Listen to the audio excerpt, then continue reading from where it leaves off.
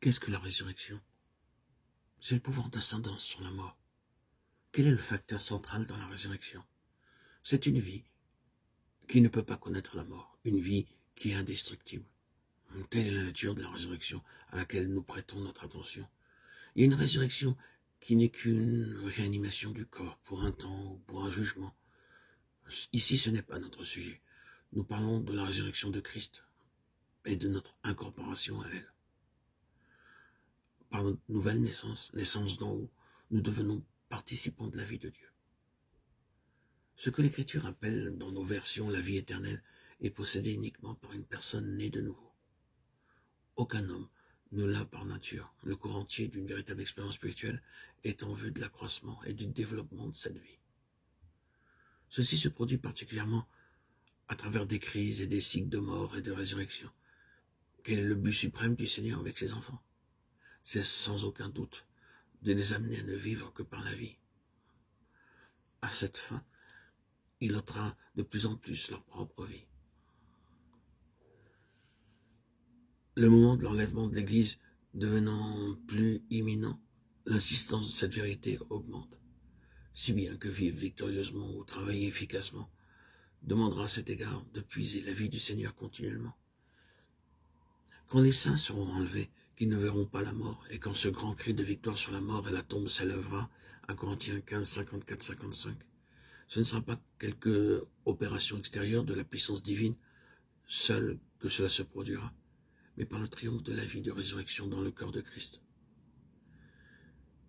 Il s'exprime dans cet achèvement glorieux d'un processus ascendant qui s'est poursuivi depuis que, par la foi dans le Seigneur ressuscité, la vie a été reçue à la nouvelle naissance.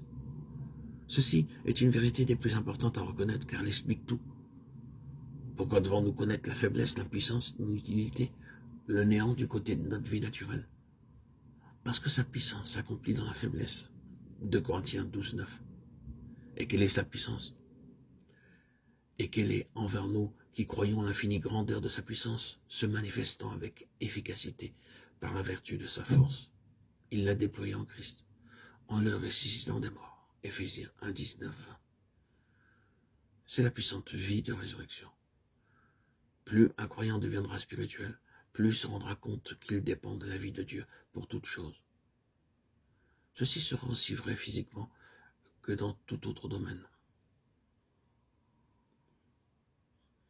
Le principe central de toute guérison divine, qui est en vérité de Dieu pour un but spirituel, est Romains 8, 11, un stimulateur du corps mortel par la vie de résurrection. Et si l'esprit de celui qui a ressuscité Jésus d'entre les morts habite en vous, celui qui a ressuscité Christ d'entre les morts rendra aussi la vie à vos corps mortels par son esprit qui habite en vous. Romains 8, 11. Ceci ne signifie pas nécessairement de manière inévitable ou invariable la guérison physique complète, mais d'être vivifié à tel point qu'il sera possible de surpasser la faiblesse ou l'infirmité qui empêche l'accomplissement de la volonté de Dieu dans la vie ou le service.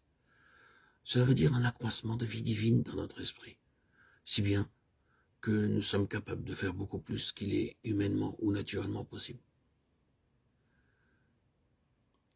La chair ne veut pas se saisir de cette vie et l'utiliser.